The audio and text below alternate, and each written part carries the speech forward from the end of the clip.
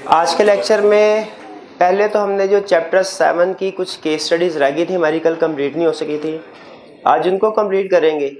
और फिर चैप्टर 10 में करंट लेक्चर में हम जो चैप्टर 10 का लर्निंग ऑब्जेक्टिव 3 है उसको कवर करेंगे। तो सबसे पहले chapter 7 case studies, question number 15 तक हमने कल कर लिया था, ऐसे है। क्वेश्चन नंबर 16 पे आइए जी। 16 में कोई प्रॉब्लम? ठीक है, 16 में इशू क्या है? क्वेश्चन नंबर 16 में वो हमें बता रहा है कि हमारे दो क्लाइंट हैं, क्या वो दोनों क्लाइंट कंपेटिटर्स हैं? क्या दोनों क्लाइंट कंपेटिटर है? कंपेटिटर नहीं है मेरे भाई, आपने क्वेश्चन को सही तरीके से नहीं पढ़ा। कंपेटिटर्स नहीं है, कंपेटिटर्स होते तो फौरी कंफ्लिक्ट ऑफ इंटरेस्ट राइज हो जाता। वो सप्लायर और कस्टमर है। अच्छा, सिर्फ सप्लायर और कस्टमर होते कोई इशू राइज ना होता, लेकिन उनके दरमियान में लिटिगेशन चल रही है। ठीक है, अगर दो क्लाइंट्स के दरमियान में हमारे लिटिगेशन चल रही हो, दोनों हमारे ऑडिट क्लाइंट है, तो उसमें रिस्क ये होता है उन क्लाइंट्स को कि कहीं केस ऑडिट करते हुए हम लीगल केस के हवाले से कॉन्फिडेंशियल इंफॉर्मेशन दूसरी कंपनी तक ना पहुंचा दें। ये क्लाइंट के जहन में डर होता है।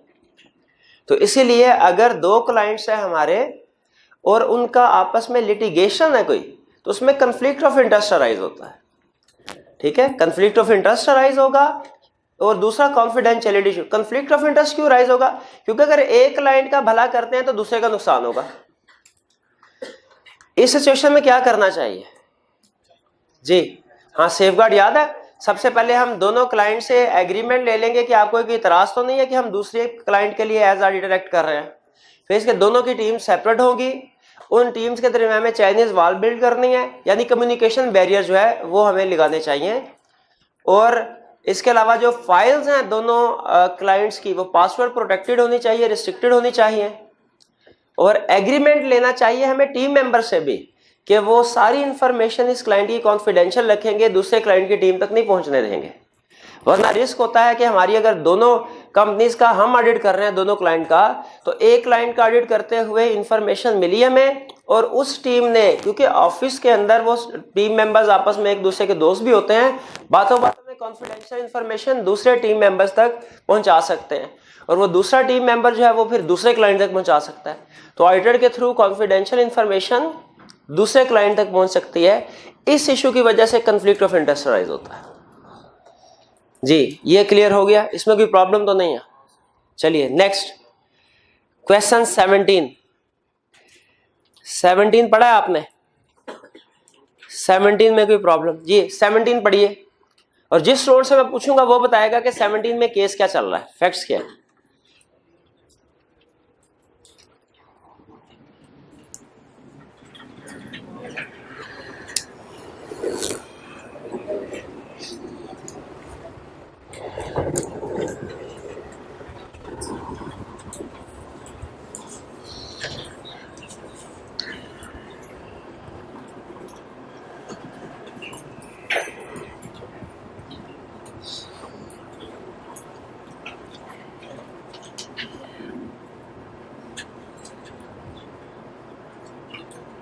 जी, रीडिंग कर लिया आपने?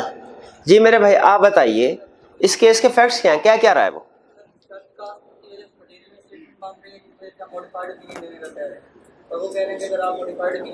हाँ जी, क्लाइंट हमें ये कह रहा है कि अगर आपने मॉडिफाइड ओपिनियन दिया आपको रिमूव कर दिया जाएगा।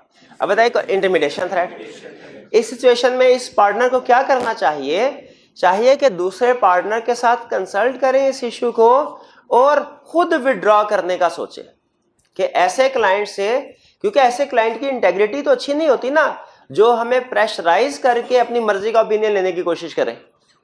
अगर हम विड्रॉल नहीं करते तो फिर हमें अपने काम का क्वालिटी कंट्रोल रिव्यू करवा लेना चाहिए, ताकि हमें पता चल जाए सारे प्रोसीजर हमने आईएसएस के मुताबिक किए हुए हैं। कल को अगर क्लाइंट गुस्से में आके हमें रिमूव कर देता है या हमारे खिलाफ कोई केस फाइल कर देता है तो हमारे अपने प्रोसीजर पूरे हो। इसलिए हमें क्वालिटी कंट्रोल रिव्यू करवा लेना चाहिए। क्लियर हो गया ये केस? कोई प्रॉब्लम इसमें नहीं? चलिए 18 पढ़ के मुझे बताइए ये कौन से वाला केस है? ये गिफ्ट वाला मुझे लग रहा है शायद। क्या ये गिफ्ट वाला केस है? नहीं, गिफ्ट वाला केस नहीं। कौन सा केस है? चले पढ़ ले, रीडिंग कर ले।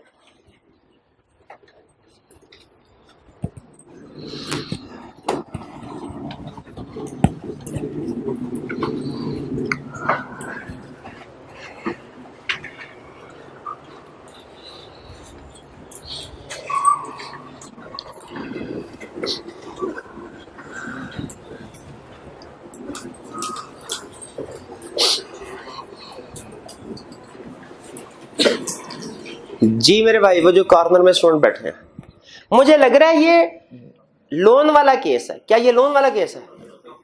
कौन सा वाला केस है? नहीं, तो ये हमने जो केसेस पढ़े उनमें कौन से वाला केस है? क्या ये लोन वाला केस नहीं है? गिफ्ट वाला केस नहीं है? कौन से वाला?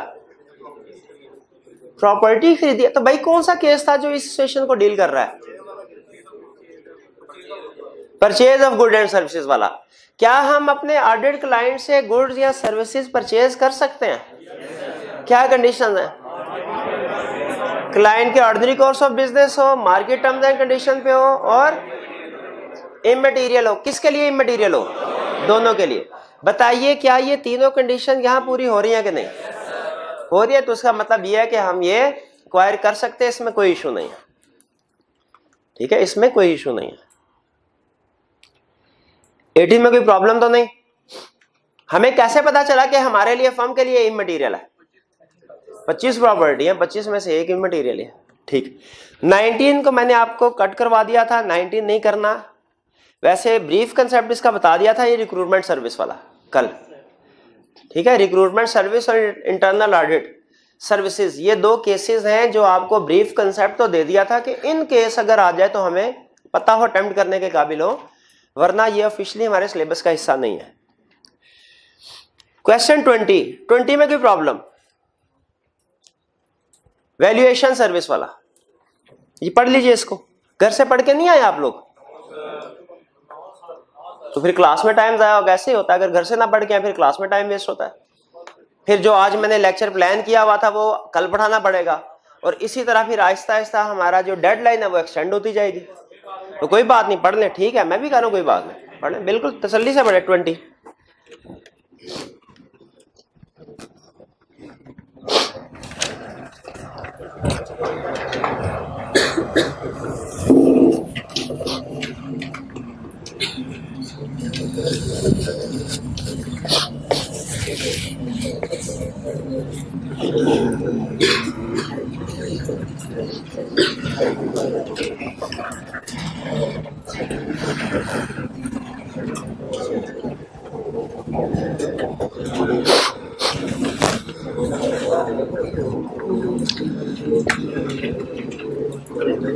जी, रीडिंग कर लिया आपने? हमारी फर्म वैल्यूएशन सर्विसेज प्रोवाइड कर रही है WL को, और वो कह रहे हैं कि आगे हमारा ऑडिट भी कर दें। कोई थ्रेट अराइज होता है? कौन सा थ्रेट? Self review threat. अच्छा बताइए, क्या audit firm valuation services provide कर सकते हैं? तो क्या ये प्रॉपर्टी की वैल्यूएशन कर रहे होगे? नहीं नहीं, प्रॉपर्टी की वैल्यूएशन हम नहीं करते, वो तो एक्सपर्ट करते हैं। हम वैल्यूएशन कर सकते हैं फाइनेंशियल एसेट्स और लायबिलिटीज की। ये फाइनेंशियल एसेट्स लायबिलिटीज क्या होते हैं? यू एग्जांपल समझे, शेयर्स और डिबेंचर्स वगैरह की।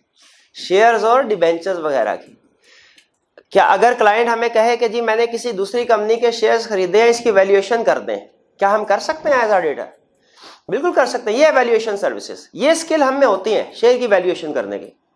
ठीक है, प्रैक्टिकली हम डिफरेंट क्लाइंट्स की शेयर वैल्यूएशन किया करते हैं। लेकिन इसमें दो चीजों का हमने ध्यान रखना होता है। एक कि जो अमाउंट है वैल्यूएशन, जिन शेयर्स की हम वैल्यूएशन करें उनकी अमाउंट क्या मटेरियल तो नहीं है? मटेरियल हो तो थ्रेट सिग्निफिकेंट हो जाता है। और दूसरी चीज हमने देखनी है कि क्या वैल्यूएशन में सब्जेक्टिविटी तो नहीं है ज्यादा। यानी सब्जेक्टिविटी का मतलब होता है वैल्यूएशन में एस्टिमेट्स, जजमेंट्स, अनसर्टेनिटीज इन्वॉल्व होना। अगर वैल्यूएशन में एस्टिमेट्स, जजमेंट्स, अनसर्टेनिटीज इन्वॉल्व हैं तो इसका मतलब है वो वैल्यूएशन सब्जेक्टिव है। ऐसी वैल्यूएशन जिसे कंफर्म हम ना कर सके कि एग्जैक्टली इतनी वैल्यू है। ठीक है, क्योंकि उसमें अंदाजा लगाना पड़ता है। जैसे मैं आपसे कहूं आपके पास क्लाइंट आया, एक क्लाइंट कह रहा है कि लिस्टेड कंपनी के शेयर्स खरीदे, इनकी वैल्यूएशन करते हैं। दूसरा क्लाइंट कह रहा है अनलिस्टेड कंपनी के शेयर्स खरीदे, इनकी वैल्यूएशन कर दें। बताइए किसकी वैल्यूएशन में सब्जेक्टिविटी ज्यादा है? लिस्टेड नहीं, गलत, अनलिस्टेड। क्योंकि लिस्टेड कंपनी के शेयर्स आप आसानी से वैल्यू कर सकते हैं, स्टॉक एक्सचेंज शेयर प्राइस देख ले कितने में ट्रेड हो रहा है। लेकिन अनलिस्टेड कंपनी के शेयर्स की वैल्यूएशन के लिए आपको अगले कई सालों का प्रॉफिट जो है वो फोरकास्ट करना पड़ता है, फिर इसको एक एप्रोप्रिएट डिस्काउंट रेट की मदद से प्रेजेंट वैल्यू कैलकुलेट करना पड़ती है, और इन कामों में खासे एस्टिमेट्स, जजमेंट्स और अनसर्टेनिटीज इन्वॉल्व होते हैं। तो जो वैल्यूएशन सर्विस थोड़ी मुश्किल हो, उनमें अनसर्टेनिटीज हो, हम क्या कहते हैं, इसमें क्या है, सब्जेक्टिविटी। तो हमें कोड ऑफ एथिक्स ये कहता है कि अगर तो वैल्यूएशन ऐसी है जो मटेरियल भी है, जो सब्जेक्टिव भी है, तो सिग्निफिकेंस ऑफ थ्रेट बहुत ज्यादा है, ऐसा काम ना कीजिए। हाँ, अगर एक चीज है और दूसरी नहीं है, फिर सिग्निफिकेंस कम हो जाती है, फिर हम एक्सेप्ट कर सकते हैं। लेकिन सेल्फ ट्रू थ्रेट तो फिर भी राइज होता है। फिर हमने वो दूसरे जो हमारे रेगुलर किस्म के सेफगार्ड्स हैं कि डिफरेंट टीम्स होनी चाहिए और हमें क्वालिटी कंट्रोल रिव्यू परफॉर्म करना चाहिए, वो कर लेंगे। तो ये वैल्यूएशन सर्विस वाला कंसेप्ट क्लियर हो गया? ठीक है, सब्जेक्टिविटी का खास तौर पे मतलब समझ आ गया कि नहीं आया? चलिए 21 में 3 केसेस हैं, इसमें कोई प्रॉब्लम?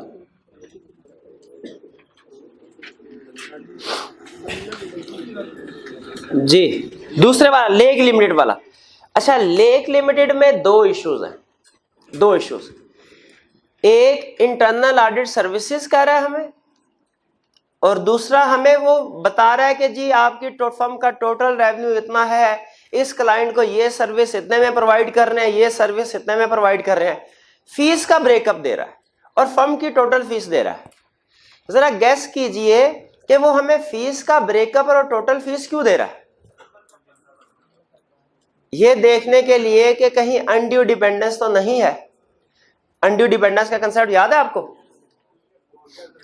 किसी एक क्लाइंट से अगर हमें 15% या उससे ज्यादा रेवेन्यू जनरेट हो रहा हो, फर्म के टोटल रेवेन्यू का 15% या उससे ज्यादा किसी एक ही क्लाइंट से अगर मिल रहा है, तो हम कहते हैं ये क्लाइंट हमारा मेजर क्लाइंट है, इस पे अनड्यू डिपेंडेंट है हम, इकोनॉमिकली अनड्यू डिपेंडेंट, क्योंकि ये क्लाइंट हमें प्रेशराइज कर सकता है, ब्लैकमेल कर सकता है कि अगर आपने मेरी बात ना मानी तो मैं आपको रिमूव कर दूंगा, आपकी फर्म का 15% रेवेन्यू निकल जाएगा। तो इसमें 2 इश्यूज इन्वॉल्व हैं, एक इंटरनल ऑडिट वाला और एक फीस वाला। बताइए अगर किसी केस में 2 इश्यूज इन्वॉल्व हो, हमें कौन सा इश्यू डिस्कस करना चाहिए? दोनों करने चाहिए। इंटरनल ऑडिट तो आपको बता दिया ब्रीफली, ऑफिशियली हमारे स्कोप में नहीं, लेकिन आपको बता दिया कि इसमें थ्रेट और सेफगार्ड कल डिस्कस हो गए थे। फीस वाला जब आप कैलकुलेशन करेंगे तो ये 15% से कम आता है, 15% से कम। अगर 15% से कम है तो इसका मतलब है इसमें कोई इशू अराइज नहीं होता, लेकिन हमने कैलकुलेशन करके बताना है उसको कि चूंकि 15% से कम ये परसेंटेज आ रही है, 10.4% आ रही है, शायद 15% से कम है, इसीलिए इसमें थ्रेट अराइज नहीं हो रहा। सोल्यूशन में उसने कोई थ्रेट या सेफगार्ड लिखे हुए हैं, वो रहने दीजिए, आपने डिस्कस नहीं करना है। सोल्यूशन में 21 में जो लेक लिमिटेड वाला सोल्यूशन है, इसमें उसने थ्रेट सेफगार्ड डिस्कस किए हुए हैं, लेकिन हमने इनको डिस्कस नहीं करना। हमने सिर्फ उसे बता देना है कि चूंकि ये 10.4% 15% से कम है, इसीलिए इसमें कोई इशू अराइज नहीं होता, और इंटरनल ऑडिट के डिस्कस कर देंगे।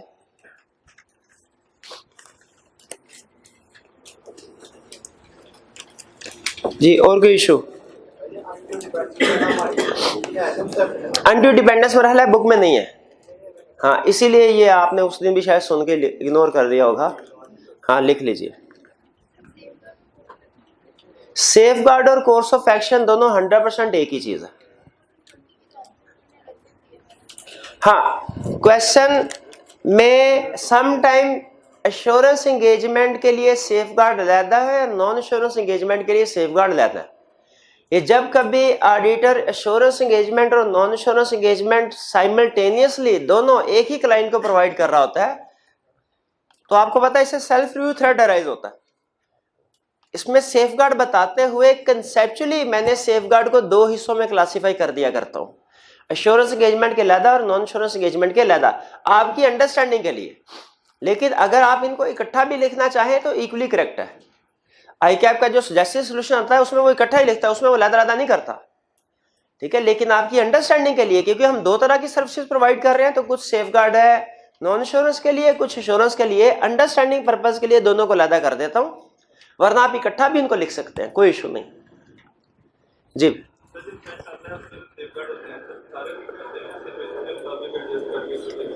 देखिए जो सेफगार्ड है वो हमने सारे लिखने होते हैं। जब कभी सिचुएशन हमसे पूछेगा उसमें जितने सेफगार्ड है वो हमने सारे लिखने हैं।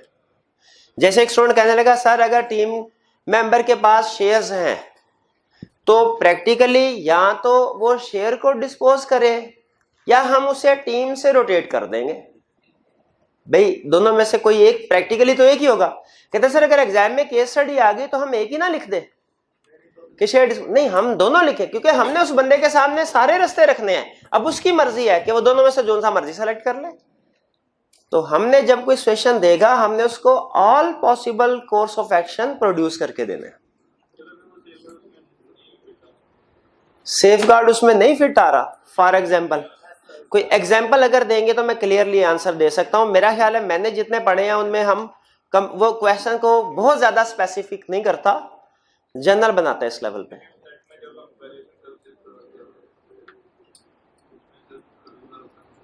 हाँ तो जब वैल्यूएशन सर्विसेज प्रोवाइड कर रहे हैं उसमें सेल्फ रिव्यू थ्रेट अराइज होता है, बिल्कुल। तो उसमें आप वैल्यूएशन के भी इंक्लूड करेंगे और ऑडिट के भी इंक्लूड करेंगे। आप ये कहना चाह रहे हैं कि सिर्फ वैल्यूएशन सर्विस वाले हम करें सेफगार्ड? नहीं नहीं, हमने सारे करने हैं। इन शॉर्ट हमने सारे सेफगार्ड बताने होते हैं, ठीक है जी। और कोई क्वेश्चन? वरना आपके लिए एक नया पंडोरा बॉक्स खुल जाएगा कि कौन सा रेलिवेंट है, कौन सा किस केस में रेलिवेंट नहीं है। नहीं नहीं, हमने सारे लिखने होते हैं। एग्जाम में जो आईकैप का सॉल्यूशन होता है उसमें भी सारे डिस्कस हुए होते हैं जी। और कोई क्वेश्चन? नेक्स्ट 22 में कोई प्रॉब्लम? 22 में कोई प्रॉब्लम नहीं है, क्लियर है? चलिए अब ये मेरे भाई मुझे बताएंगे 22 में पढ़ने क्यों लगे। जब मैंने कहा क्लियर है तो आप चुप करके, मैं तो फिर आगे निकल जाना था। मैंने आपको चाहिए था, मुझे कहते सर मैंने कल घर जाके कोई नहीं पढ़ा तो मुझे अभी क्लास में पढ़ने का एडिशनल टाइम दीजिए, मैं तो आगे चला जाता ना। जब मैंने आपसे पूछा जी आप बताइए ये जी, ये अब मजबूरियां शुरू हो जाएंगी सबकी। जिससे भी पूछ लो आपने कोई ना कोई मजबूरी बताएगा। जी मेरे भाई आप इस मैं क्वेश्चन तो मेरा सुन ले भैया। इसमें एक नहीं दो इश्यूज इन्वॉल्व, आप बता सकते हैं कौन कौन सा है? समटाइम ऐसा होता है एक केस स्टडी में एक से ज्यादा इश्यूज होते हैं। वो हमने लीगल वाले ऑडिट रिपोर्ट की केस स्टडीज में भी देखा था, समटाइम दो मिस स्टेटमेंट आ जाते थे। मैं देखा था कि नहीं? वो कह रहा नहीं देखा। और भाई जब वो कंसेप्ट पढ़ा था हमने एग्रीगेट मिस स्टेटमेंट को एग्रीगेट करने वाला, एक क्वेश्चन में दो मिस, जब वो कहता था डेटर भी बैड डेट हो गया, उसके लिए इन्वेंट्री रखी हुई है वो भी ऑब्सोलीट हो गई। तो एक केस स्टडी में दो सिचुएशंस आ सकती हैं कि नहीं आ सकती? बिल्कुल आ सकते हैं। इसी तरह लीगल रिक्वायरमेंट्स की केस स्टडी जब हमने की थी तो एक केस में दो इश्यूज आ सकते थे कि नहीं? वो कहता था स्पाउस के पास शेयर्स भी हैं और वो क्लाइंट में डायरेक्टर भी है, याद है कि नहीं याद? तो क्या कोड ऑफ एथिक्स में भी ऐसे हो सकता है कि एक सिचुएशन में एक केस में एक से ज्यादा इश्यूज आ जाए? बिल्कुल है भैया, बताइए कौन सी कितने? एक तो टीम मेंबर ने शेयर्स खरीद लिए, दूसरे और ऊपर से कॉन्फिडेंशियल इंफॉर्मेशन भी लीक कर दी, अपने फादर को भी बता दिया इस कंपनी के शेयर्स खरीदो। बिल्कुल ठीक है। अच्छा इसमें एक लफ्ज इस्तेमाल हुआ है पहली लाइन में रिव्यू, इसको अंडरलाइन कीजिए। भाई हम एक ये रिव्यू क्या होता है? Limited assurance. अच्छा ये ऑडिट में और ऑडिट एंगेजमेंट में और एश्योरेंस एंगेजमेंट में क्या फर्क है? जी मेरे भाई एंड पे जो हैरान होके देख रहे हैं मुझे, जी आप ऑडिट में, भाई इनको हिलाए, बुत तो नहीं बन गया ये? हाँ जी आप ऑडिट एंगेजमेंट में और एश्योरेंस एंगेजमेंट में क्या फर्क है?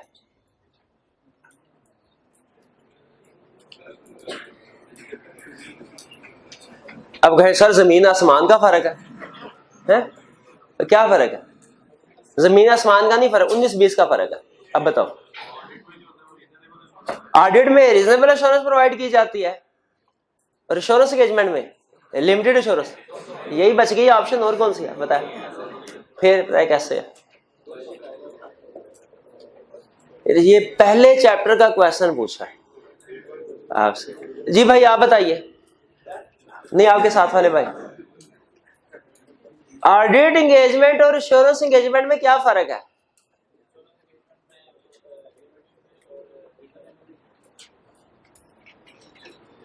क्या कह रहे हैं भाई? है कोई क्लास में माइका लाल जो बता सके फर्क? ये 2-3 स्टूडेंट है, 4 स्टूडेंट है सिर्फ, 5, इनमें से भी 3 ने गलत बताना। जी भैया बताइए आप। और भाई शाबाश, एश्योरेंस एंगेजमेंट की 2 ब्रांचेस है भाई, एक लिमिटेड एश्योरेंस यानी रिव्यू और एक रीजनेबल एश्योरेंस यानी ऑडिट। तो ऑडिट एक टाइप है एश्योरेंस एंगेजमेंट की, दूसरी टाइप क्या है? रिव्यू। जी आप मुझे अब ये बता दीजिए, ये जो हमने इतना कोड ऑफ एथिक्स पढ़ा सारा, ये ऑडिट एंगेजमेंट पे अप्लाई होता है, रिव्यू एंगेजमेंट पे या एश्योरेंस एंगेजमेंट पे? जी सब पे होगा ये। तो ऑडिट जो बेसिकली एश्योरेंस एंगेजमेंट के लिए है, ये कोड ऑफ एथिक्स हमने पढ़ा, ये ऑडिट के लिए भी है, ये रिव्यू के लिए भी है। ऑडिट एंगेजमेंट में भी इंडिपेंडेंट होना जरूरी है, रिव्यू एंगेजमेंट में भी इंडिपेंडेंट होना जरूरी है। ठीक है, तो इसीलिए जो कंसेप्ट अगर एग्जाम में ऑडिट की बजाय रिव्यू का लफ्ज लिख दे, कंफ्यूज होने की जरूरत नहीं है। हमारे सारे कोड ऑफ एथिक्स के कंसेप्ट ऑडिट पे भी अप्लाई होंगे, रिव्यू पे भी अप्लाई होंगे। भाई कुछ समझ आई आपको? मुझे नहीं लगता, बस मेरे बाहर हाल आगे। 23 में कोई प्रॉब्लम? पढ़ ले भैया पढ़ ले। हाँ 2 घंटे का जो लेक्चर है हमारा, नहीं कल नहीं, अभी खत्म करना, पढ़े इसको।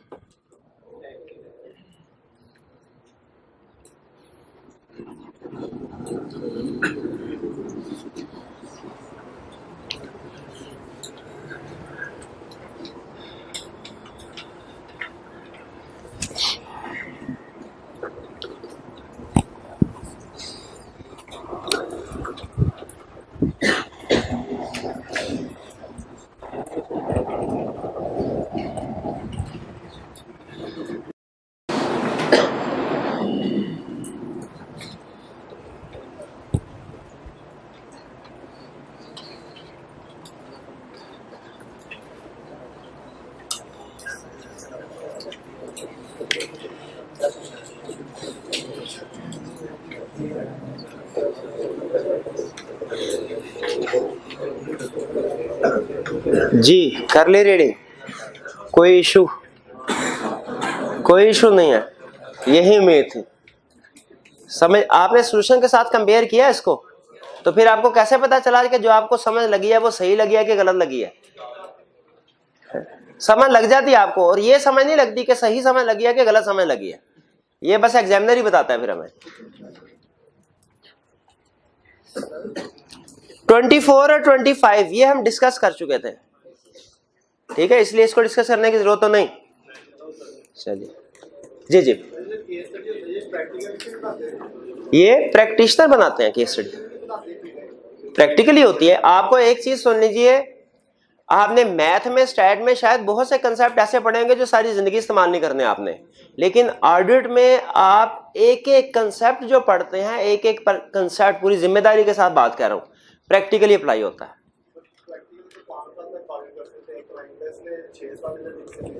तो थ्रेड राइज करवाए ना, उसे कहे ना कि गलत हो रहा है ना, तो उसे कहे थ्रेड राइज हो गया, ठीक है। कोड ऑफ एथिक्स वायलेशन भी तो होते हैं कोड ऑफ एथिक्स के, ठीक है, तो उसे बताएं भाई ये कौन सा थ्रेड राइज हुआ, क्या सेफगार्ड होना चाहिए। एंगेजमेंट पार्टनर को रोटेट करना है, ठीक है। चलिए ये केस स्टडीज क्लोज कर दें, चैप्टर 7 की कंप्लीट हो गई डिस्कस।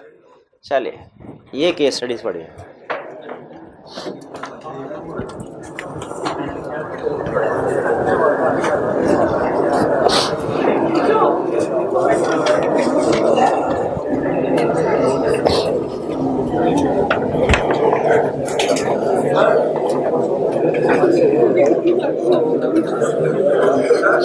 जी जी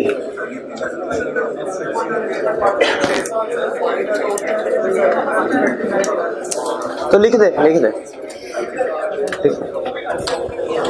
जी। आज के लेक्चर की तरफ वापस आते हैं।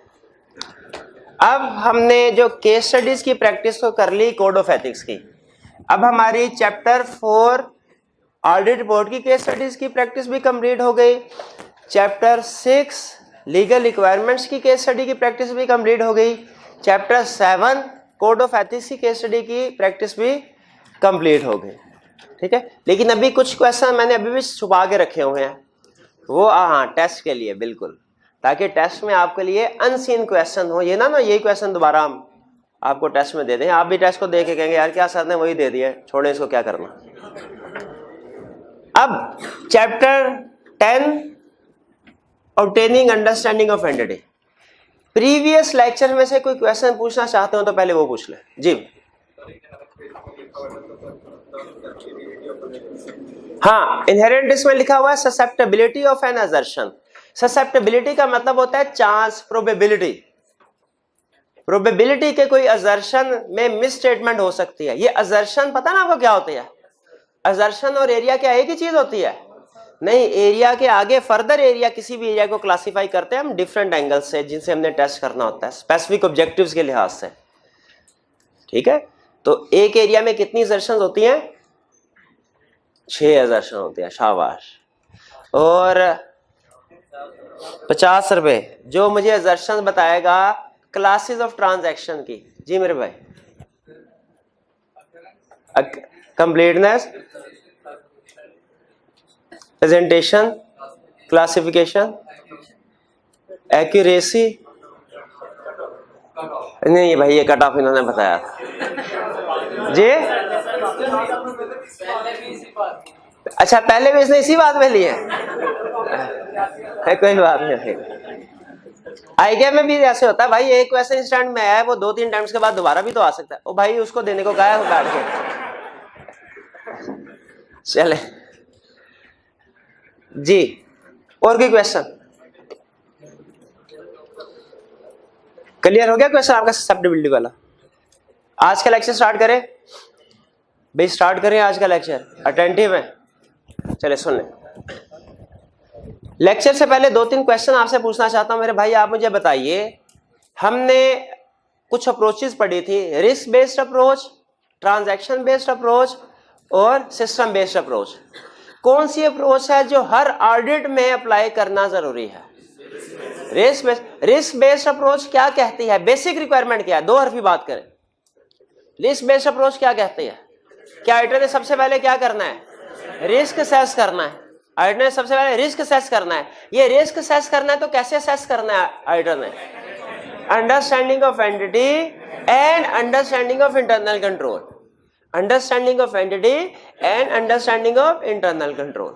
हमारा जो चैप्टर 10 है ये अंडरस्टैंडिंग ऑफ एंटिटी से रिलेट कर रहा है। चैप्टर 11 जो है ये अंडरस्टैंडिंग ऑफ कंट्रोल से रिलेट कर रहा है। ठीक है, तो हम इस चैप्टर 10 में क्या पढ़ेंगे? Understanding of entity, understanding. और अंडरस्टैंडिंग ऑफ एंटिटी किस लिए पढ़ेंगे?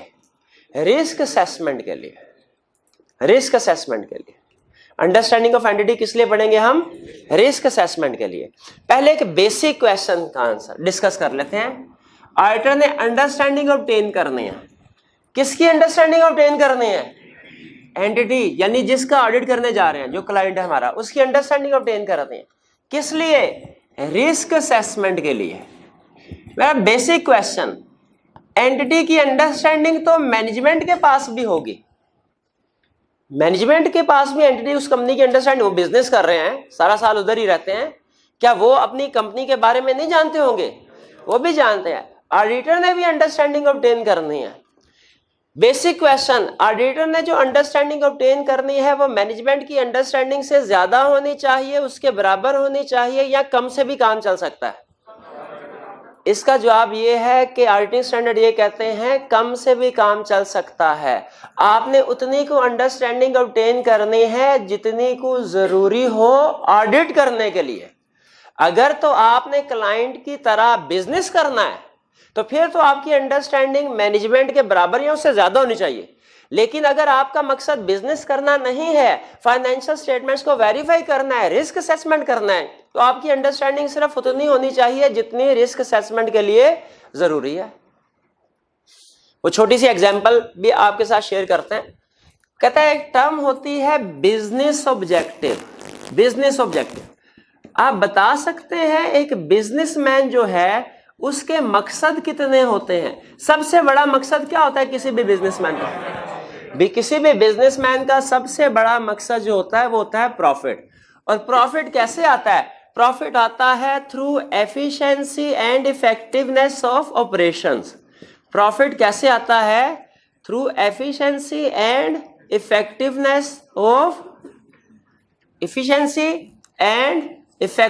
ऑफ ऑपरेशन से। एफिशिएंसी का मतलब यूं समझे कि कॉस्ट कम से कम होनी चाहिए। इफेक्टिवनेस का मतलब यूं समझिए कि रेवेन्यू ज्यादा से ज्यादा होना चाहिए। तो जब एफिशिएंसी भी होगी, इफेक्टिवनेस भी होगी, प्रॉफिट ऑटोमेटिकली ज्यादा से ज्यादा होगा। पहला ऑब्जेक्टिव ये। लेकिन मुझे बताइए क्या बिजनेसमैन का यही ऑब्जेक्टिव होगा कि प्रॉफिट होना चाहिए, चाहे लीगल एक्टिविटी से चाहे इलीगल एक्टिविटी से, कोई फर्क नहीं। कहता है चर्च बेच के प्रॉफिट ले आओ, अफगानिस्तान से असला खरीदो, पेशावर में बेचो, महंगा करेंगे। क्या किसी भी तरीके से हम प्रॉफिट इंक्रीज कर सकते हैं? कहता है नहीं नहीं भाई, आपकी एक्टिविटीज लीगल होनी चाहिए, तरीकाकार भी लीगल होना चाहिए, वरना गवर्नमेंट आपकी कंपनी को बैन कर देगी, लाइसेंस कैंसिल कर देगी। तो जो दूसरा ऑब्जेक्टिव होता है वो ये होता है compliance with laws and regulation, कि लॉ एंड रेगुलेशन को भी कंप्लाई करना है, उसकी रिक्वायरमेंट्स को पूरा करना है। Compliance with laws and regulations, legal requirement को भी पूरा करना है। अब मुझे बताइए, प्रॉफिट है, लीगल है, अब क्या करें? चुप करके बैठ जाएं? कहता है नहीं नहीं, सारी दुनिया को बताओ, इन्वेस्टर्स को अट्रैक्ट करने के लिए बताओ कि सर देखें हमारा प्रॉफिट भी है और लीगल भी है। तो कैसे बता सकते हैं सारी दुनिया को? फाइनेंशियल स्टेटमेंट्स प्रिपेयर करके। तो तीसरा ऑब्जेक्टिव क्या होता है? Preparation of reliable financial statement. Preparation of reliable का मतलब सही वाली, गलत वाली नहीं, प्रिपरेशन ऑफ। जी बताइए, एग्री करते हैं कि एक बिजनेसमैन के ये तीनों ऑब्जेक्टिव होते हैं? अच्छा, अब मुझे ये बताइए कि क्या ऑडिटर के भी ये तीनों ऑब्जेक्टिव होते हैं? ये तीनों चीजें बिजनेसमैन के लिए रेलिवेंट है। क्या ये तीनों चीजें ऑडिटर के लिए भी रेलिवेंट है? इसका जवाब है नहीं। ऑडिटर को efficiency and effectiveness of operation से कोई गर्ज नहीं। बिजनेस को प्रॉफिट हो या लॉस हो, इसकी उसे टेंशन नहीं होती। वो कहता है प्रॉफिट है या लॉस है, जो भी है सही सही लिखाओ। एफिशिएंसी इफेक्टिव ऑपरेशंस ऑडिटर्स के रेलिवेंट नहीं है। Preparation of reliable financial statements, बताइए क्या ये ऑडिटर के लिए रेलिवेंट है कि नहीं? बिल्कुल रेलिवेंट है। Compliance with laws and regulation, ये बताइए रेलिवेंट है कि नहीं? ये डिपेंड करता है। कुछ लॉज ऐसे होते हैं जो रेलिवेंट नहीं है ऑडिटर के, कुछ लॉज ऐसे हैं जो ऑडिटर के लिए रेलिवेंट है। जैसे ऐसे लॉज जो फाइनेंशियल स्टेटमेंट को इफेक्ट करें वो ऑडिटर के लिए रेलिवेंट है। जैसे कंपनीज एक्ट की रिक्वायरमेंट, जैसे इनकम टैक्स ऑर्डिनेंस की रिक्वायरमेंट्स, जैसे सेल्स टैक्स से रिलेटेड रेगुलेशन जो इनकी रिक्वायरमेंट्स, वो रेलिवेंट है। और ऐसी लीगल रिक्वायरमेंट्स जो कि फाइनेंशियल स्टेटमेंट्स को इम्पैक्ट नहीं करती, इफेक्ट नहीं करती, वो ऑडिटर के लिए रेलिवेंट नहीं है। अगर हम पीए का ऑडिट करने के लिए जाए तो जाहिर है इंटरनेशनल फ्लाइट्स के लिए कोई इंटरनेशनल रेगुलेशंस होगी। क्या एज ऑडिटर हमारे लिए ये जानना जरूरी है कि वो रेगुलेशंस क्या हैं और पीआईए क्या उनके मुताबिक फ्लाइट्स उड़ा रही है कि नहीं उड़ा रही? हमें उससे उनका इफेक्ट ही नहीं फाइनेंशियल स्टेटमेंट में कोई। तो याद रखें, एफिशिएंसी एंड इफेक्टिवनेस ऑपरेशन से रिलेटेड एरिया ऑडिटर के लिए रेलिवेंट नहीं है। Preparation of reliable financial statements का एरिया ऑडिटर के लिए रेलिवेंट है। Compliance with laws and regulation relevant हो भी सकता है, नहीं भी। वो सिर्फ उन लॉज के हवाले से रेलिवेंट होगा, उन लॉज एंड रेगुलेशन से जिनका फाइनेंशियल स्टेटमेंट में इंपैक्ट आता है। क्लियर हो गया? अब ये छोटी सी डायग्राम आपके सामने, इसको देख के मुझे बताइए, एंटिटी में तीनों चीजें आती हैं, मैनेजमेंट इन तीनों चीजों पे काम कर रही होगी कि सारी चीजें ठीक ठीक हो। ऑडिटर को क्या तीनों चीजों की अंडरस्टैंडिंग ऑब्टेन करनी चाहिए? नहीं।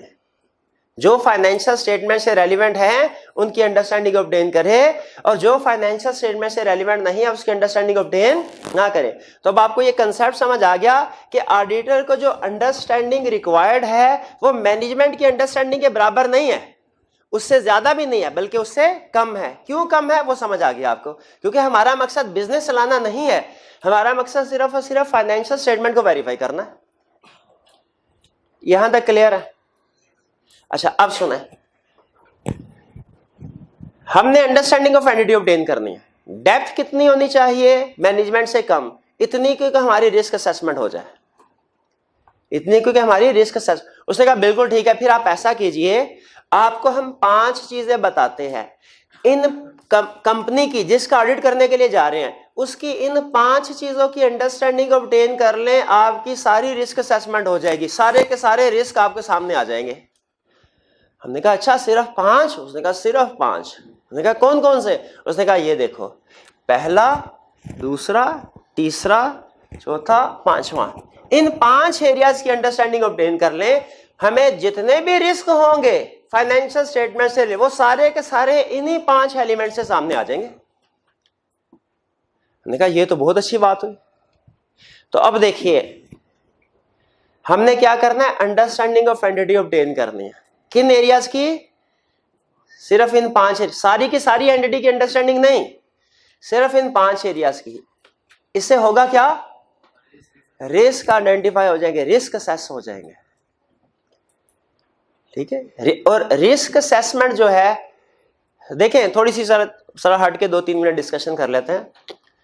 मैं तकरीबन आपको बताया था करीब 10-11 साल से पढ़ा रहा हूं ये सब्जेक्ट, और अब काफी हद तक इससे मैं बोर हो चुका हूं, ठीक है। एक ही चीज आपको पता है बार बार आप भी जाहिर है 3-4 दफा जब अटेम्प्ट दे देते हैं 5वीं दफा बोर हो ही जाते हैं, तो मैं भी बोर।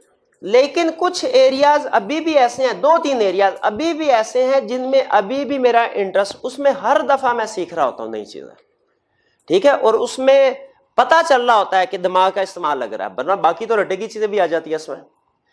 रिस्क असेसमेंट आपके सिलेबस में सबसे फेवरेट एरिया है मेरा, सबसे फेवरेट एरिया रिस्क असेसमेंट। इसमें होता क्या भला, इसमें हमें आधी इंफॉर्मेशन बताता है वो, और बाकी आधी इंफॉर्मेशन हमने खुद नतीजे पे पहुंचना होता है। आपने सुना होगा वो कि अक्लमंद के लिए इशारा काफी होता है, तो इस क्वेश्चन में, इस चैप्टर की केस स्टडी में हमें इशारा देता है, नतीजे पे हमने खुद पहुंचना होता है, और नतीजे पे वही पहुंचेगा जो अक्लमंद होगा, क्योंकि इशारा अक्लमंद के लिए काफी है, जो अक्लमंद है उसके लिए काफी नहीं है। उसके पूरी कहानी भी सामने आ जाएगी, उसे पता नहीं चलेगा, ठीक है। जैसे फर्ज कीजिए, मैं आपको रिस्क असेसमेंट की नेचर समझाना चाह रहा हूं। देखिए ये टॉपिक जो है ये है 5 पॉइंट है, ये 10 मिनट में हो सकता है तसल्ली के साथ, लेकिन मैं चाह रहा हूं कि इसकी असल में जो लॉजिक है वो आपके साथ शेयर करूं, और साथ ही साथ जो practical application, case study application है वो भी साथ साथ डिस्कस करता रहूं। रिस्क असेसमेंट है क्या? आधी इंफॉर्मेशन से नतीजे पे पहुंचना। अब मैं आपसे ये कह रहा हूं, इंफॉर्मेशन क्या दी? एक आदमी आंखें बंद करके सड़क पार कर रहा है, बताइए आपके जहन में अगली बात क्या आई? एक्सीडेंट हो सकता है, ये रिस्क है। अच्छा, ये मैंने अपनी स्टेटमेंट में नहीं लिखा था कि एक्सीडेंट हो सकता है, लेकिन जितनी कोई इंफॉर्मेशन दी फौरन आपके जहन में आ गया, भाई आंखें बंद करके सड़क पार करे तो एक्सीडेंट हो जाया करता है।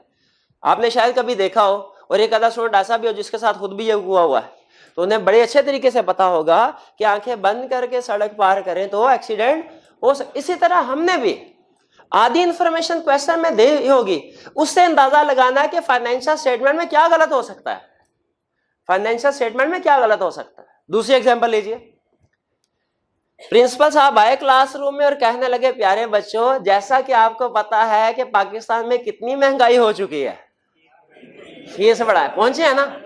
एग्जैक्टली यही स्किल चाहिए आपको क्वेश्चन में, कि आधी इंफॉर्मेशन दी होगी और फिर आपने इससे अंदाजा लगाना है कि फाइनेंशियल स्टेटमेंट में कहां पे गलती हो सकती है। यही रिस्क असेसमेंट है, और आईकैप यही रिक्वायर कर रहा है आपसे भी, कैफ लेवल के स्टूडेंट से भी और सीफैप लेवल के स्टूडेंट से भी, कि आपको जो गिवन इंफॉर्मेशन है उससे अंदाजा लगा सके कि फाइनेंशियल स्टेटमेंट में क्या गलत हो सकता है। एक इंटरेस्टिंग आपको बताता हूं प्रैक्टिकली। आपको याद होगा किसी लेक्चर में डिस्कशन हुई थी चैप्टर 9 में, कि प्लानिंग कर रहे होते हैं तो senior team member including partner बैठ के प्लान करते हैं कि हमने इस ऑडिट को कैसे कंप्लीट करना है। उसमें मटेरियलिटी भी डिस्कस होती है, रिस्क असेसमेंट भी डिस्कस होती है। तो हमारा जो पार्टनर था वो क्या किया करता था कि वो उसके सामने उस मीटिंग में फाइनेंशियल स्टेटमेंट रखते थे। वो तकरीबन घंटा 1.5 घंटा लगाता था। फाइनेंशियल स्टेटमेंट्स देखी, income statement, balance sheet, calculator होता था, उसके ऊपर कुछ कैलकुलेशन करता था। फिर उसके बाद आगे कुछ आपको पता है नोट्स भी होते हैं डिस्क्रिप्टिव फॉर्म में, वो नोट्स को पढ़ता था। उसके बाद फाइनेंशियल स्टेटमेंट्स में 3-4 एरियाज को सर्कल कर देता था और कहता था कि इन एरियाज में मिस स्टेटमेंट होगी। उसके बाद हम 2-2.5 महीने काम करते थे, डिटेल प्रोसीजर परफॉर्म करते थे उस क्लाइंट पे, और उसके बाद नतीजा ये निकलता था कि जो पार्टनर्स ने एरिया आइडेंटिफाई किए होते थे उनमें वाकई ही मिस स्टेटमेंट निकल आते थे। कभी कभार इक्का दुक्का एक या आधा रिस्क ऊपर नीचे हो जाया करता था मिस स्टेटमेंट, लेकिन ज्यादातर मोर देन 90% केसेस में उन्हीं एरिया में मिस स्टेटमेंट आ भी जाते थे। हम बड़ा हैरान होते थे उस वक्त कि सर हमने तो जिस चीज के ऊपर 2-2.5 महीने मेहनत करके पहुंचे, आपको वो पहले ही 2-2.5 घंटे में आपने वो क्लाइंट की फाइनेंशियल स्टेटमेंट्स को देख के वो चीज कैसे आइडेंटिफाई कर ली, कैसे सीखी। तो पार्टनर क्या, अब ये आगे से मैं अपनी एडिशन, आपको पता है फैब्रिकेशन करनी होती है, फैब्रिकेशन कुछ हम करते हैं, तो हम पार्टनर से कहते थे आपने कैसे ये सीखी। वो पार्टनर क्या करता था, मैंने ये चीज हकीम लुकमान से सीखी। मैं कहता भाई हकीम लुकमान से कैसे सीखी? कहता है सुना नहीं है कि हकीम लुकमान के बारे में मशहूर है कि वो नब्ज देख के मर्ज बता दिया करता था। तो अगर हकीम लुकमान नब्ज देख के मर्ज बता सकता है तो हम फाइनेंशियल स्टेटमेंट्स को देख के मिस स्टेटमेंट क्यों नहीं बता सकते? ये सुना होना हम हकीम लुकमान के बारे में कि मशहूर था कि वो नब्ज देख के मर्ज बता, बल्कि वो उसके बारे में एक जगह मैं पढ़ा था, पता नहीं सच है कि झूठा है, कि शरारतन कुछ लोग उसके पास आए और कहने लगे कि सर एक मरीज है, उसका मर्ज नहीं पता चल रहा, तो आप जरा उसका मर्ज पता लगाएं कि वो क्या है। उसने कहा ठीक है ले आओ मरीज को। उनका लेकिन सर मरीज हमारा जो है वो पर्दा करता है, वो आपके सामने नहीं आएगा। उसने कहा ठीक है दरम्यान में पर्दा लगा देते हैं, तो उस साइड पे बैठ जाए। उसने कहा नहीं सर एक बात और है कि वो पर्दा भी करता है, वो नब्ज भी आपको नहीं दिखाएगा, आपको उसके बगैर ही उसका मर्ज बताना होगा। तो कहने लगा अच्छा ठीक है ऐसा करना, उसकी नब्ज के साथ डोरी लपेट लेना और पर्दे के इस तरफ डोरी मेरे हाथ में देना, मैं मर्ज चेक कर लूंगा। उन्होंने कहा अच्छा। वो उस तरफ अब मरीज लेके आए। मरीज क्या था, बेसिकली वो तोता था, कोई तोते के पैर के साथ डोर बांधी और दूसरा सिरा हकीम लुकमान के हाथ में। थोड़ी देर हकीम लुकमान ने जो भी उसका तरीकाकार था चेक किया और कहने लगा आपके मरीज का मसला ये है, इसका उड़ने को दिल कर रहा है। अब देखें अगर वो अपने प्रोफेशन में इतना एक्सपर्ट था कि नब्ज देख के मर्ज बता दिया करता था, तो बताइए क्या आजकल के जमाने में हिकमत नहीं होती क्या? बिल्कुल होती है, ठीक है। और आईकैप ये कहता है कि आप लोगों को आधा हकीम बनाना है, आधा हकीम लुकमान। कैसे कि हमारे प्रोफेशन में कि आपके सामने फाइनेंशियल स्टेटमेंट्स आए और आप उनको पढ़ के बता सकें कि इस एरिया में और इस एरिया में मिस स्टेटमेंट है, और बताइए ये स्किल कैसे डेवलप होगी। वो कहता है ये कुछ फैक्टर्स हैं, अब ये हमारी जिम्मेदारी है कि आपको ये चीजें सिखानी है, आपने सिर्फ इन चीजों को समझना है और सीखना है। कहता है किसी भी क्लाइंट में जब आपने रिस्क असेसमेंट कर रहे हैं उसमें से आइडेंटिफाई करने लगे कि किस किस एरिया में मिस स्टेटमेंट हो सकती है, तो आपने इन 5 चीजों की अंडरस्टैंडिंग ऑब्टेन करनी है। अब बाकी के लेक्चर में मैं 1 बाय 1 इन एलिमेंट्स को डिस्कस करूंगा और आपको बताऊंगा कि इससे रिस्क असेसमेंट कैसे हो सकती है। आपने सिर्फ ये इंश्योर करना है कि क्या मेरी बातें लॉजिकल है या चीजें रिलेट तो नहीं कर रही, मैं बिला वजह जबरदस्ती रिलेट करवा रहा हूं। स्टार्ट करें। सीखने क्या जा रहे हैं हम? अंडरस्टैंडिंग ऑफ एंटिटी ऑब्टेन करनी है। किस लिए? रिस्क असेसमेंट के लिए। तो किन किन चीजों को अंडरस्टैंड करना चाहिए? 5 चीजें आपके सामने। पहली चीज कह रहा है अंडरस्टैंडिंग ऑब्टेन करें किसकी? रेलिवेंट इंडस्ट्री की। भाई इंडस्ट्री की अंडरस्टैंडिंग से कैसे रिस्क असेसमेंट होगी? छोटी सी एग्जांपल आपको देता हूं। आप एक क्लाइंट का ऑडिट करने के लिए गए, वहां पे लोन की अमाउंट है 1 करोड़ और इंटरेस्ट एक्सपेंस लिखा हुआ है 3 लाख। बताइए रिस्क इंक्रीज हो रहा है कि नहीं, कि गड़बड़ है कोई? कि नहीं? जिनको इंडस्ट्री की अंडरस्टैंडिंग है, बैंकिंग इंडस्ट्री की, उन्हें पता है कि पाकिस्तान में रेट ऑफ इंटरेस्ट 3% तो कोई बैंक नहीं देता, वो तो 10-12%, 15-18% तक जाता है। तो इसका मतलब है क्लाइंट ने सिर्फ 3% rate of interest expense record किया है, एक्सपेंस कंप्लीट नहीं है, अंडरस्टेटेड। अब अगर तो आपको इंडस्ट्री की अंडरस्टैंडिंग है तो आप ये मिस स्टेटमेंट आइडेंटिफाई कर सकते हैं। अगर आपको इंडस्ट्री की अंडरस्टैंडिंग नहीं है तो ये मिस स्टेटमेंट आइडेंटिफाई, तो बताइए क्या हमें इंडस्ट्री की अंडरस्टैंडिंग होनी चाहिए? बिल्कुल होनी चाहिए। इसी तरह जो इंश्योरेंस इंडस्ट्री की कंपनी, बैंकिंग इंडस्ट्री की कंपनीज होती हैं, उनमें रिस्क ज्यादा होता है क्योंकि वो कम्प्लेक्स बिजनेस है। आगे चलते हैं। कहते हैं इंडस्ट्री के साथ साथ रेगुलेटरी रिक्वायरमेंट्स की भी अंडरस्टैंडिंग होनी चाहिए। क्या ऑडिटर को उन रेगुलेशंस की अंडरस्टैंडिंग ऑब्टेन करनी चाहिए जो हमारे क्लाइंट पे अप्लाई हो रही है? कहता है बिल्कुल अप्लाई करनी चाहिए, लेकिन ध्यान में रखिएगा सारी की सारी रेगुलेशन की अंडरस्टैंडिंग ऑब्टेन नहीं करनी। किन की? सिर्फ जो रेलिवेंट है, फाइनेंशियल स्टेटमेंट से रिलेट कर रहे हैं। फिर एंड अदर एक्सटर्नल फैक्टर्स, और दूसरे external factors including applicable financial reporting framework. क्या एप्लीकेबल फाइनेंशियल रिपोर्टिंग फ्रेमवर्क की भी अंडरस्टैंडिंग ऑब्टेन करनी चाहिए ऑडिटर को? बिल्कुल। क्यों करनी चाहिए भाई? उसके मुताबिक तो देखना फाइनेंशियल में बनी है कि नहीं, ये तो सबसे अहम है, ये तो सबसे अहम। तो एग्री करते हैं कि हमें इंडस्ट्री की अंडरस्टैंडिंग भी ऑब्टेन करनी चाहिए, रेगुलेशंस की भी, रेगुलेटरी अंडरस्टैंडिंग भी ऑब्टेन करनी चाहिए, एप्लीकेबल फाइनेंशियल रिपोर्टिंग फ्रेमवर्क की भी अंडरस्टैंडिंग ऑब्टेन करनी चाहिए। इससे भी रिस्क आइडेंटिफाई होंगे। कैसे? एप्लीकेबल फाइनेंशियल रिपोर्टिंग फ्रेमवर्क से कैसे रिस्क आइडेंटिफाई होंगे? जैसे पता चला रिसेंटली कोई स्टैंडर्ड रिवाइज हुआ है, IFRS 15 आ गया और क्लाइंट को इसके बारे में हो सकता है कुछ पता ना हो, ठीक है, तो गलत रिगार्डिंग कर सकता है। अगर कोई स्टैंडर्ड चेंज हो गया, नया स्टैंडर्ड आ गया, क्या आपके ख्याल में क्लाइंट सारा कुछ बिल्कुल सही रिकॉर्ड कर रहा होगा कि गलती का चांस है वहां पे? तो जिस जगह पे वो कहेगा हमें कि फाइनेंशियल रिपोर्टिंग फ्रेमवर्क चेंज हो गया, हम कहेंगे इधर गलती का चांस ज्यादा है, रिस्क हाई। क्लियर हुई है बात? अच्छा, यहां पे मैंने आपको एक एग्जांपल दी कि अगर लोन है 1 करोड़ का, इंटरेस्ट एक्सपेंस है 3 लाख, रिस्क है कोई? क्या रिस्क है? कि इंटरेस्ट एक्सपेंस अंडरस्टैंड। जब आप एग्जाम में बैठे होंगे ना, तो आपका दिमाग पूरी कोशिश करेगा आपको फेल करने की। वो कहेगा भाई ये भी तो हो सकता है कि लोन आखिरी महीने लिया हो, तो उस लिहाज से तो फिर इंटरेस्ट एक्सपेंस ठीक है। आप कहेंगे हाँ बिल्कुल ठीक है, ये भी हो सकता है, यही हुआ होगा, ये रिस्क नहीं है, आगे चले जाएंगे। ऐसे ही करेंगे ना। लेकिन मुझे ये बताइए, हमारा प्रोफेशनल स्केप्टिसिज्म क्या कहता है? गिलास आधा खाली देखना है कि आधा भरा हुआ देखना है? आधा खाली देखना। आपको पता है ऑडिटर हमेशा एक्सेप्शन रिपोर्टिंग करता है, वो नेगेटिव साइड पे फोकस कर रहा होता है, और नेगेटिव सोचेगा तो मिस स्टेटमेंट मिलेगी ना। सारा कुछ पॉजिटिव ही सोचेगा तो फिर कहां से मिस स्टेटमेंट मिलेगी? तो याद रखें, हालांकि इंटरेस्ट एक्सपेंस कम होने की वैलिड रीजन भी हो सकती हैं, लेकिन हमने हमेशा मिस स्टेटमेंट की तरफ जाना है, सोचना है, रिस्क आइडेंटिफाई करना है। पहला पॉइंट को समझ आया?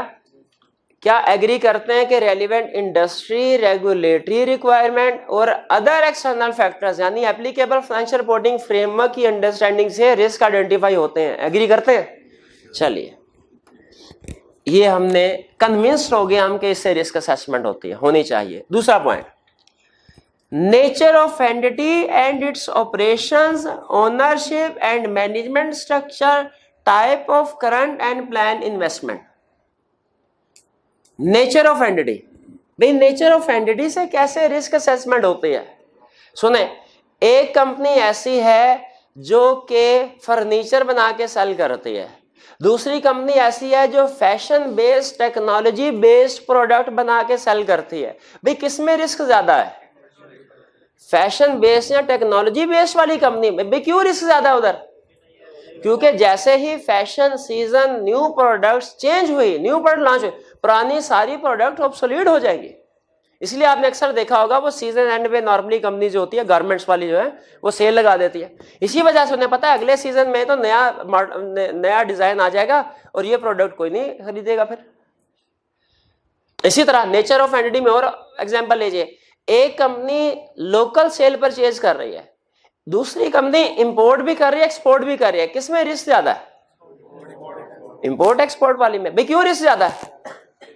कि फॉरेन करेंसी की जो ट्रांजैक्शंस होंगी उन्हें ट्रांसलेट करना होता है, ट्रांसलेशन में गलती हो सकती है। ये फॉरेन करेंसी वाला कंसेप्ट पढ़ा हुआ आपने कहीं? किस जगह पढ़ा था? R2 में पढ़ा था। चले, तो ये नेचर ऑफ एंटिटी, एग्री करते हैं कि नेचर ऑफ एंटिटी से एंड इट्स ऑपरेशंस और इसके ऑपरेशन से रिस्क आइडेंटिफाई होता है, रिस्क असेस होता है। अब तीसरी एग्जांपल है ऑपरेशन। एक कंपनी के ऑपरेशन सिर्फ एक जगह पे होते हैं सारे, एक दूसरी कंपनी है उसके ऑपरेशन पूरे पाकिस्तान में फैले हैं। एक कंपनी का सारा स्टॉक एक जगह पे है, दूसरी कंपनी का स्टॉक जो पूरे मुल्क में 20 जगह पे है स्टोर किया हुआ उन्होंने। किसमें रिस्क ज्यादा है? जिसने 20 जगह पे स्टोर किया हुआ है, क्योंकि उसकी जो existence and completeness of inventory है इसको इंश्योर करना मुश्किल है। तो एग्री करते हैं नेचर ऑफ एंटी ऑपरेशन है रिस्क। इसी तरह अगर एक कंपनी की नेचर एक इस तरह की है कि वो उसका स्टॉक ज्यादातर दूसरी कंपनीज के पास होता है, जैसे डिपार्टमेंटल स्टोर में दूसरी कंपनीज को उन्होंने अपना स्टॉक रखवाया हुआ है कि बिके तो हमें पैसे दे दीजिएगा वरना स्टॉक वापस कर दीजिएगा। बताइए इसमें रिस्क ज्यादा है कि उस कंपनी में जिसका सारा स्टॉक उसके अपने पास है? इसमें रिस्क ज्यादा है। क्यों रिस्क ज्यादा है? क्योंकि डिफरेंट लोकेशन पे जो दूसरे लोगों के पास है वो स्टॉक हमारे लिए वेरीफाई करना मुश्किल होगा, खासतौर पे उस वक्त अगर उस दूसरी वाली कंपनी ने अपने स्टॉक के साथ दूसरा स्टॉक भी मिक्स कर दिया हुआ है, अलग आइडेंटिफाई नहीं हो सकता बाजू का। तो nature of entity and it's operations को अंडरस्टैंड करने से रिस्क आइडेंटिफाई होते हैं। अगली एग्जांपल, ओनरशिप। क्या ओनरशिप स्ट्रक्चर जानने से, अंडरस्टैंड करने से कोई रिस्क आइडेंटिफाई होगा? भाई मैंने उस क्लाइंट से जाके पूछा सर आपके मेजर ओनर कौन कौन से हैं जिनके पास ज्यादातर शेयर्स हैं, इससे क्या रिस्क आइडेंटिफाई होगा जी? क्या रिस्क होगा? रिलेटेड पार्टी का, कि जो मेजर शेयर होल्डर्स हैं उनके साथ जो ट्रांजैक्शंस हैं क्या वो आर्म लेंथ बेसिस पे की गई है कि नहीं की गई। ये रिस्क होता है ना रिलेटेड पार्टी ट्रांजैक्शंस में। तो इसलिए ओनरशिप को हमने अंडरस्टैंड करना है, किससे? रिलेटेड पार्टी ट्रांजैक्शंस चेक करने के लिए। रिस्क है कि कोई रिलेटेड पार्टी ट्रांजैक्शंस होंगी एप्रोप्रिएटली अकाउंट फॉर डिस्क्लोज नहीं हुई होंगी। Management structure. क्या मैनेजमेंट को हमें अंडरस्टैंड करना चाहिए, देखना चाहिए डायरेक्टर्स में कौन कौन लोग हैं? देखना चाहिए कि नहीं? बिल्कुल देखना चाहिए। क्यों? क्योंकि अगर उनमें इंटेग्रिटी नहीं है, प्रॉब्लम है, तो हमारा रिस्क इंक्रीज हो जाता है। भी अगर आपको पता चले कि डायरेक्टर्स में एक डायरेक्टर का नाम है अयान अली, तो क्या रिस्क होगा? रिस्क बढ़ेगा कम होगा? कम होगा।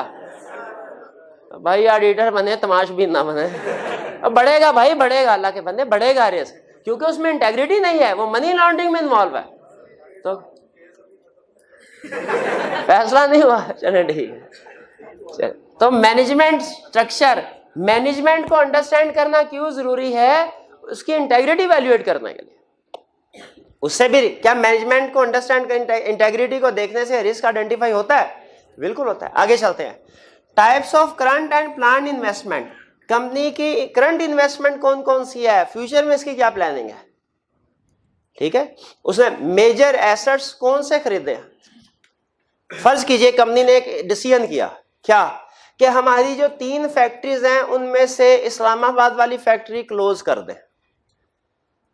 इस्लामाबाद वाली फैक्ट्री प्लानिंग ये है कि करंटली अब इन्वेस्टमेंट जो है हमने इस्लामाबाद वाली में नहीं करनी, मुल्तान वाली फैक्ट्री में क्या करेंगे। इस्लामाबाद फैक्ट्री क्लोज कर दी। क्या इसमें कोई रिस्क है? क्या रिस्क है? नहीं, गोइंग कंसर्न मैंने कहा था 3 में से 1 फैक्ट्री, बाकी 2 चल रही हैं, तो इसमें गोइंग कंसर्न का इशू नहीं। अगर एक ही फैक्ट्री होती ना वही बंद हो जाती, फिर गोइंग कंसर्न का इशू होता। भाई 3 मैन्युफैक्चरिंग प्लांट है, एक आग लगी डिस्ट्रॉय हो गया, गोइंग कंसर्न का इशू है नहीं। लेकिन अगर एक ही प्लांट है वो डिस्ट्रॉय हो गया, फिर गोइंग कंसर्न का इशू है। तो बताइए फैक्ट्री बंद होगी, क्या रिस्क है इसमें? रिस्क ये है कि इसमें जो फिक्स एसेट्स होंगे अब हमने उनको बेचना है, तो फिक्स एसेट्स की बजाय करंट एसेट में क्लासिफाई करना चाहिए उनको। ये कंसेप्ट पढ़ा कि नहीं? फिक्स एसेट्स भी कभी कभी करंट एसेट में आ सकते हैं जब हमारी इंटेंशन, हमारा इरादा उन्हें यूज करना ना हो बल्कि बेचना हो। और दूसरा, उधर जो लेबर होंगे, वर्कर्स होंगे, उनको टर्मिनेट करना है, तो टर्मिनेट करने के लिए उन्हें आपको पता है गोल्डन हैंड स्कीम वगैरह, हैंडशेक स्कीम वगैरह जो है कुछ प्रोविजन रिकॉर्ड करते हैं, उनको पेमेंट करनी पड़ती है, उस पेमेंट की प्रोविजन देखनी होगी। तो इससे जो कंपनी के इरादे होते हैं फ्यूचर इन्वेस्टमेंट के, इनसे भी रिस्क आइडेंटिफाई होता है। अब बताइए, entity selection and application of counting policies including whether they are consistent with applicable financial reporting framework and any change in counting policy is appropriate. बताइए, क्या काउंटिंग पॉलिसीज इतनी अहम होती हैं कि ऑडिटर को उन्हें अंडरस्टैंड करना चाहिए? भाई कैसे अहम होती है, साबित कीजिए। अगर काउंटिंग पॉलिसी चेंज की गई है तो फिर ये क्या होगा, ये की ऑडिट मैटर होगा। अगर काउंटिंग पॉलिसी, याद है ना, काउंटिंग पॉलिसी चेंज की तो की ऑडिट मैटर। और कौन सी दो एग्जांपल थी की ऑडिट मैटर की? काउंटिंग पॉलिसी चेंज हुई, tax contingencies, impairment of fixed asset. शाबाश। तो इसीलिए अहम होता है, इसीलिए हमें क्या काउंटिंग पॉलिसी की अंडरस्टैंडिंग ऑब्टेन करनी चाहिए, बिल्कुल करनी चाहिए। Including whether they are consistent with applicable financial reporting framework. भाई ये क्यों देखना चाहिए एप्लीकेबल फाइनेंशियल रिपोर्टिंग फ्रेमवर्क के साथ कंसिस्टेंट है कि नहीं? इसलिए कि अगर एप्लीकेबल फाइनेंशियल रिपोर्टिंग फ्रेमवर्क के साथ कंसिस्टेंट नहीं है तो फिर मिस स्टेटमेंट हो जाएगी, फिर तो ओपिनियन मॉडिफाई हो जाएगा। ये तो चेन से भी दो हाथ आगे अहमियत आ गई इसकी। अकाउंटिंग पॉलिसीज देखनी है कि अगर तो वो आईएफआरएस के मुताबिक है, ठीक है, आईएफआरएस के मुताबिक नहीं है तो मिस स्टेटमेंट, मॉडिफाइड ओपिनियन। और अगर आईएफआरएस के मुताबिक है लेकिन चेंज किए हैं ड्यूरिंग द ईयर, की ऑडिट मैटर आएगा। तो बताइए, क्या ऐसा पॉसिबल है कि क्लाइंट ने अकाउंटिंग एस्टिमेट्स को अकाउंटिंग पॉलिसी बना दिया हो, पॉलिसी को एस्टिमेट बना दिया हो, चेंज किया, रेलिवेंट डिस्क्लोजर ना दिए हो? तो क्या इससे अकाउंटिंग पॉलिसीज की अंडरस्टैंडिंग से रिस्क आइडेंटिफाई होता है? बिल्कुल। Next, fourth, entities objective and strategies and those business risks that may result in risk of material misstatement in financial statement। Auditor को एंटिटी के ऑब्जेक्टिव्स को अंडरस्टैंड करना चाहिए, कंपनी के क्या मकासद हैं, ये मकासद हैं कंपनी के। भाई किस लिए अंडरस्टैंड करें बिजनेस ऑब्जेक्टिव को? ताकि उनसे रिलेटेड जो बिजनेस रिस्क है वो भी आइडेंटिफाई कर ले। मैनेजमेंट से कहे, सर आपको पता है आपके ये 3 बिजनेस ऑब्जेक्टिव हैं। ओके सर, हमारे बिजनेस ऑब्जेक्टिव है, हमें नहीं पता होगा, और किसको पता? बिल्कुल पता है। कहने लगा, क्या आपको पता है कि ये बिजनेस ऑब्जेक्टिव आप आसानी के साथ अचीव नहीं कर सकेंगे, बल्कि कुछ रिस्क होंगे, कुछ ऐसे इवेंट्स या कंडीशन होंगे जिनकी वजह से आपके लिए इन ऑब्जेक्टिव को अचीव करना मुश्किल हो जाएगा। कुछ ऐसे इवेंट्स या कंडीशंस होंगे जिनकी वजह से इन ऑब्जेक्टिव को अचीव करना, भाई क्या मैनेजमेंट आसानी से इन ऑब्जेक्टिव को अचीव कर लेगी? नहीं। जैसे रॉ मटेरियल महंगा हो गया, ऑब्जेक्टिव अचीव करना मुश्किल हो गया। सप्लायर ने सप्लाई बंद कर दी, ऑब्जेक्टिव अचीव करना मुश्किल हो गया। मार्केट में कंपेटिटर्स ज्यादा आ गए, सेल प्राइस नहीं बढ़ा सकते, ऑब्जेक्टिव अचीव करना मुश्किल हो गया। न्यू रेगुलेशंस आ गए, न्यू रिक्वायरमेंट्स आ गई, ये ऑब्जेक्टिव अचीव करना भी मुश्किल हो गए। तो ऐसे सारे इवेंट्स या condition which adversely affect entity's ability to achieve these objective, इनको क्या कहते हैं? Business risk. ये क्या है? Business objective. बिजनेस रिस्क क्या है? इवेंट्स या condition which adversely affect entity's ability to achieve these objectives, कि वो इवेंट या कंडीशन जिनकी वजह से एंटिटी इन ऑब्जेक्टिव को अचीव ना कर सके। मुझे बताइए कि एंटिटी को अपने बिजनेस ऑब्जेक्टिव का पता होगा? क्या अपने बिजनेस रिस्क का पता होगा? पता होगा ना, उन्होंने अपनी प्लानिंग की होगी। आपको भी पता है कि मेरा ऑब्जेक्टिव क्या है, क्या के पेपर में पास होना, मेरा रिस्क क्या है। सबसे बड़ा risk Facebook, YouTube, mobile, Insta, ठीक है, ये सारे रिस्क आपको पता है ना। क्या कंपनी ने भी इस तरह अपने रिस्क लिखे नहीं होंगे? इस लाइन में क्या कह रहा है, कंसेप्ट समझे। इस लाइन में कह रहा है एंटिटी के पास जाओ, उनसे कहो तुम्हारे जितने भी बिजनेस रिस्क है हमारे हवाले कर दे, हमें भी एक कॉपी दे दीजिए। बता सकता है कोई स्टूडेंट कि हम इन बिजनेस रिस्क को क्यों ले रहे हैं? क्योंकि इनमें से कुछ रिस्क ऐसे होंगे जो फाइनेंशियल स्टेटमेंट से रेलिवेंट नहीं है, वो तो अलहदा हो जाएंगे, और जो रिस्क फाइनेंशियल स्टेटमेंट से रेलिवेंट है वो क्या बन जाएंगे, वो ऑडिट रिस्क भी बन जाएंगे। नहीं बात समझ आई? सुने, बिजनेस ऑब्जेक्टिव कितने? 3। इसको छोड़ दे, इसको रिस्क को ध्यान में रखें। ये किसके ऑब्जेक्टिव है? सारे बिजनेस के। ऑडिटर का ऑब्जेक्टिव क्या है? सिर्फ ये। यहां पे ऑडिटर का ऑब्जेक्टिव, बिजनेस का ऑब्जेक्टिव कॉमन है। मैनेजमेंट ने सबके रिस्क निकाले होंगे। क्या सारे रिस्क ऑडिटर से रेलिवेंट है? कौन से रिस्क रेलिवेंट है?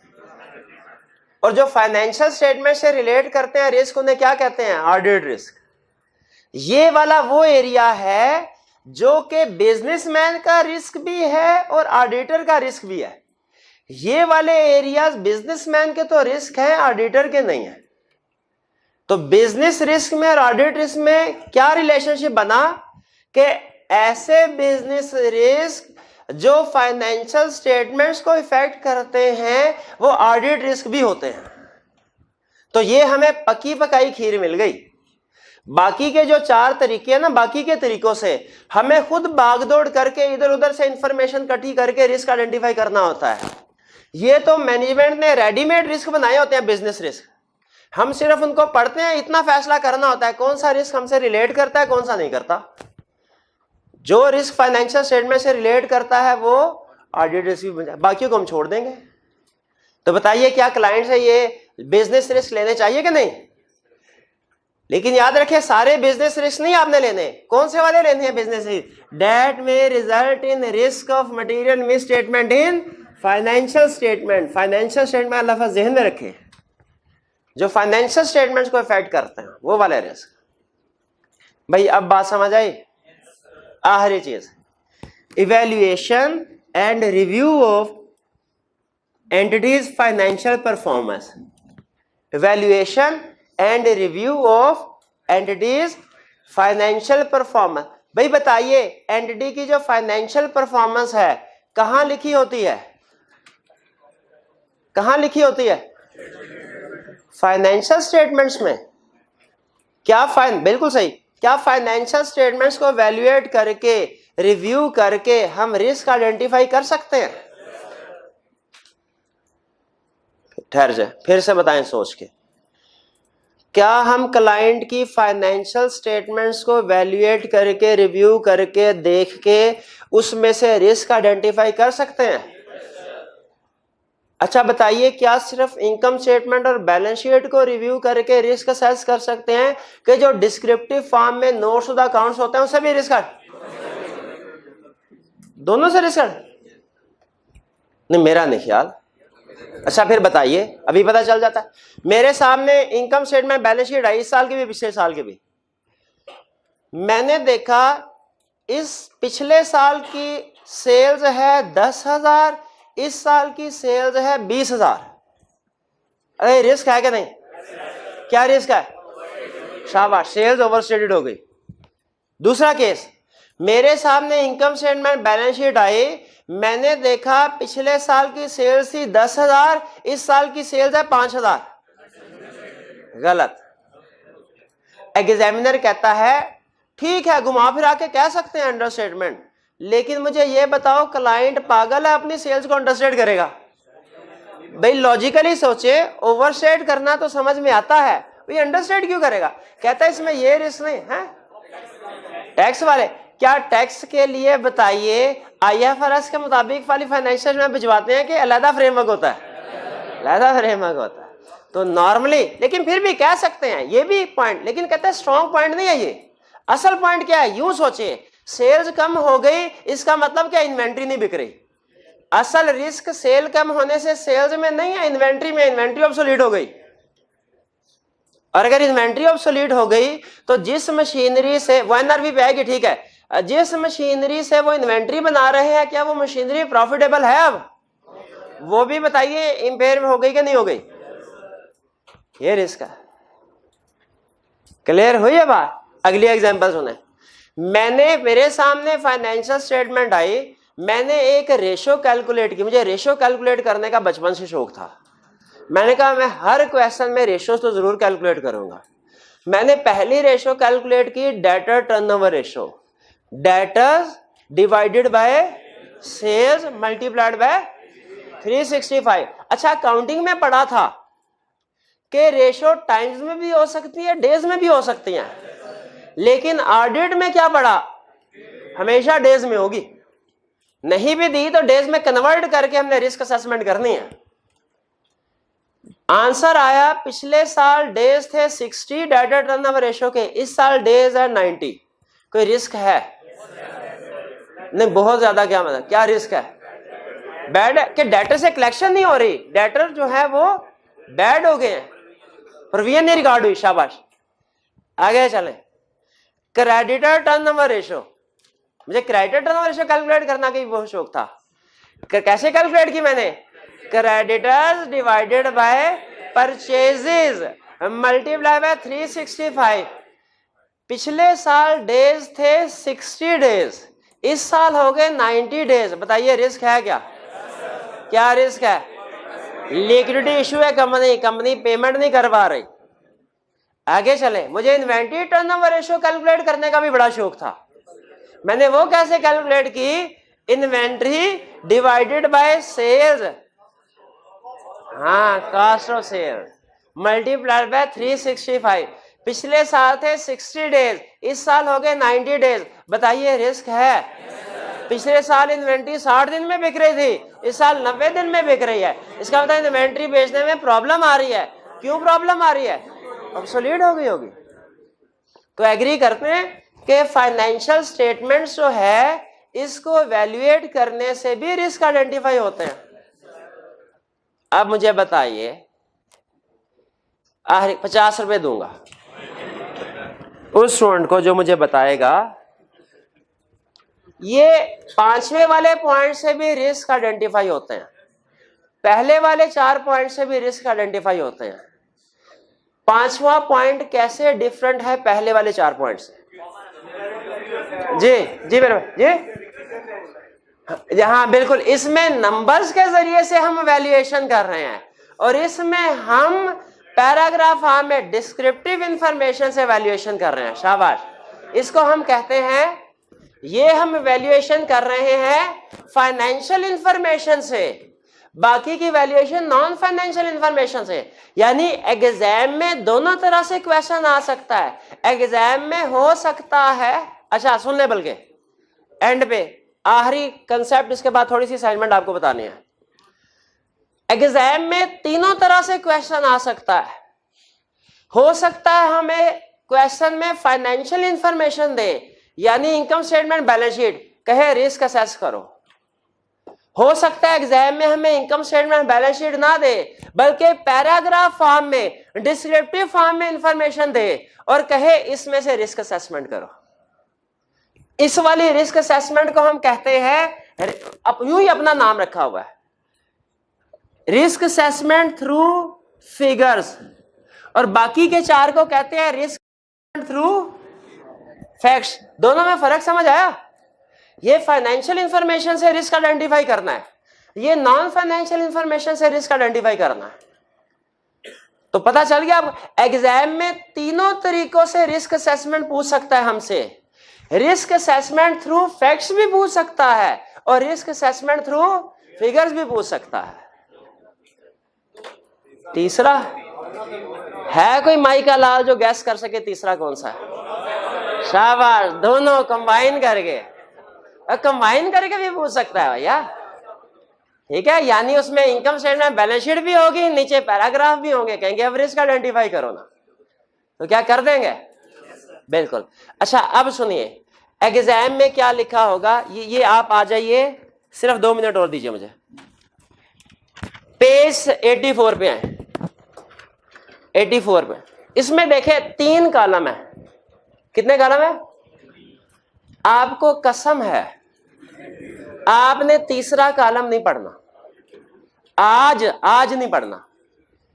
आज सिर्फ पहला और दूसरा, पहला और दूसरा कॉलम पढ़ना है।